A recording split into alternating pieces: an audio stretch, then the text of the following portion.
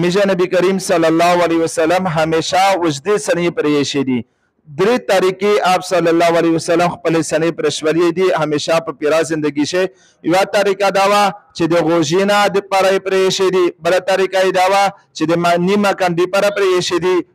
دریمه طریقه دا وا چې آپ صلی الله علیه وسلم د یجی پر دغه زی پر پریشي دي آپ صلی الله علیه وسلم په پیرا زندگی شه یو خالی سنې پر کړی و گنجای شوی وو چې حج ته تلای وو دغه نه علاوه د مشه نبی کریم صلی الله علیه وسلم همیشه وجدي سنې پریشي دي دغه نه علاوه فقهای کرام یغه ته اسلامی طریقہ لیکلی دو سنا طریقہ ورته لیکلی دو چې کوم سړی پیرا سر گنجای کو یا د هر طرف ته سړی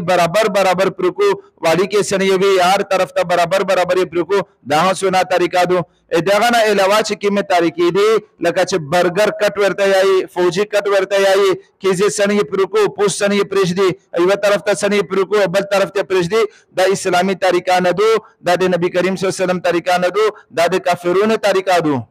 چې څوک وجدي سنې پرېږدي سنا طریقه دو خو دغه پر آداب ضروری دی چې وجدي سنې پرېږدي ضروری دو چې دغه سارو تو کښلې وینځي کښلې سنې وینځي سپکاوي وي کښلې و تیل په لګاوي کښلې و منځ کاوي پانا بعدو بار ګرځي صفوي خیال وی لازمي کاوي چې کوم سړی د سنې خیال نه کوي وجدي سنې پرېږدي یا چې زب سنت امر کوو او صفوي بالکل خیال نه کو یغه سړی پر وجدي سنې پرشول درست خبره نه دو یخت پکور دو چې بالکل واړی کې سړی پرېږدي د هر طرف برابر وي یا بالکل گنجای وي اور دا سے باس فقها لیکلي دي چې دا اسلامی طریقہ دو